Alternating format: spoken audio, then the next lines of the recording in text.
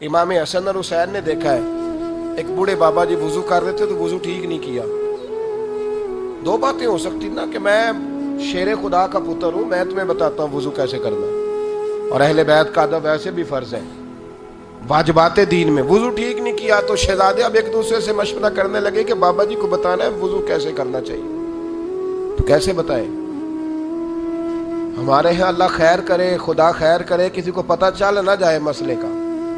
अगर पता चल गया तो फिर सारी मस्जिद के नमाजियों की खैर नहीं, वो सबको बताएगा कि तुम सारी गलत नमाज पढ़ते हो, पहले मेरे पास आओ, मिठाई का डब्बा लेके मुझे उस्ताद बनाओ, मैं तुम सब की नमाजें सही कराऊंगा, उसके बाद फिर बात को आगे लेके चलो। बड़ी तेजी से ठहर जाए, अभी थोड़ा गौर करें, रुकें। तबलीग का एक अंदाज है, उदउ इला सबील रब्बिका बिल हिकमा।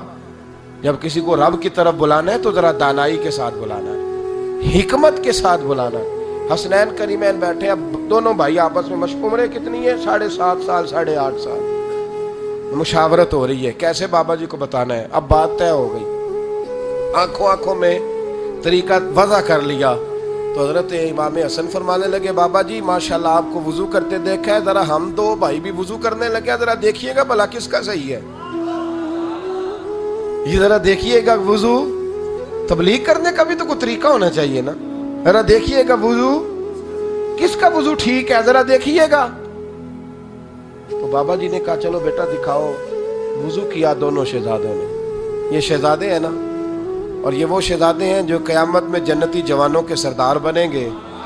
क्या रंग है, क्या अंदाज है। वुजू किया तो जब वुजू मुकम्मल हुआ तो बाबा जी ने उनको वुजू कर रहे हैं, वो तकरीर नहीं सुना रहे, वो शेर नहीं सुना रहे, कोई रिकत वाली। उन्होंने वुजू किया, जब वुजू मुकम्मल हो गया तो बाबा जी रो पड़े और चलने लगे। तो इमाम हसन फरमाने लगे, बाबा जी कहाँ जा रहे हो, जरा रिजल्ट का ऐलान तो कर दो। तो बाबा जी कहने लगे, पुत्र तुम दोनों का ही ठीक है, मेरा ही नहीं ठीक था, आइंदा से सही किया करूंगा। मुझे समझ आ गई है ये तरीका है रसूलुल्लाह के खानदान, ये नबी करीम के खानदान का।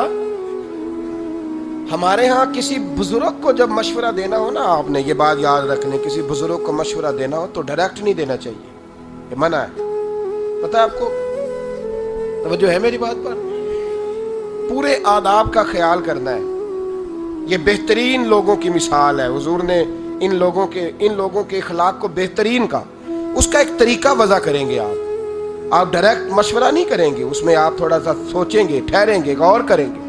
हजरत जनाब सैयदना शेखुल इस्लाम वल मुस्लिमीन ख्वाजा कमरुद्दीन सियालवी रहमतुल्लाह तआला, अभी कुरूने उला का वक्त नहीं, ये हमारे पास के बुजुर्ग हैं, अभी उन्हें कुछ अरसा हुआ दुनिया से रुखसत हुए। शेखुल इस्लाम ख्वाजा कमरुद्दीन सियालवी रहमतुल्लाह अलैह ना पिंडी के इलाके में किसी सैयद आलिम के पीछे नमाज पढ़ी। आलिम भी थे और सैयद भी थे। उनके पीछे जब नमाज पढ़ी तो उन्होंने ना नमाज के अंदर कोई ऐसी गलती कर ली, हो जाता है ना, इंसान भूल जाता है। वो एक बुजुर्ग थे तो उनके पास में बैठा था, तो एक साहब कहने लगे, जी वो फलां आलिम ने फलां बात की है तो मुझे समझ नहीं आ रही, वो दलील कहाँ है, वो बात कहाँ है। तो बुजुर्गों ने बड़ी खूबसूरत बात की, कहने लगे जो बोलेगा गलती उसी की निकलेगी ना। इधर देखे मेरी तरफ, जो बोलेगा गलती, तो फरमाने लगे जो कोई काम करता है गलती भी उसकी निकलती है, जो गुमसुम हो उसकी गलती किसने निकालनी। तो कभी नमाज बंदा पढ़ाता है तो उसमें भूल भी जाता ही है। तो ये कोई इतना बड़ा मामला, बुजुर्ग थे, सैयद थे, नमाज पढ़ाई, कहीं भूल गए, गलती हो गई, पता चला कि नमाज नहीं हुई, सारे लोग बैठे थे। अब जो जिनका इल्म उन्हें बड़ा परेशान करता है ना कि फटाफट इसका इजहार कर लूं, कहीं ऐसा ना हो कि किसी को पता ना चल जाए कि मैं अनपढ़ हूं। उनको तो शक भी हो तो फटाफट कह देते हैं, जी ये नहीं हुई नमाज, जी बखत्म है, आप फटाफट करें, या आप पढ़ाएं या फिर मेरे पीछे खड़े हो, मैं जल्दी जल्दी सही करा दूं आपकी इबादत। ये बड़ा अजीब मामला है। इल्म हो और फिर उसके हाजमे को सही रखना, ये बहुत मुश्किल काम है मियाँ, बड़े कम लोगों में ये बात होती है। अब वो सारे उलमा और भी थे पीछे, तो ख्वाजा कमरुद्दीन सियालवी की तरफ देख रहे हैं कि ये हमारे बुजुर्ग हैं, यही कोई बात करेंगे तो समझ में आएगी। तो अब ख्वाजा साहब रहमतुल्लाह अलैह की तरफ जब उलमा ने इशारा किया तो ख्वाजा साहब फरमाने लगे, चुप करो, मुझे पता चल गया है कि नमाज नहीं हुई, पर ये खाली आलिम नहीं, ये सैयद भी है। तो अब मैं ना लफ्ज तलाश कर रहा हूँ, कोई जुमला मिल जाए तो मैं उनको बताऊं, जरा मुझे कोई जुमला नहीं मिल रहा।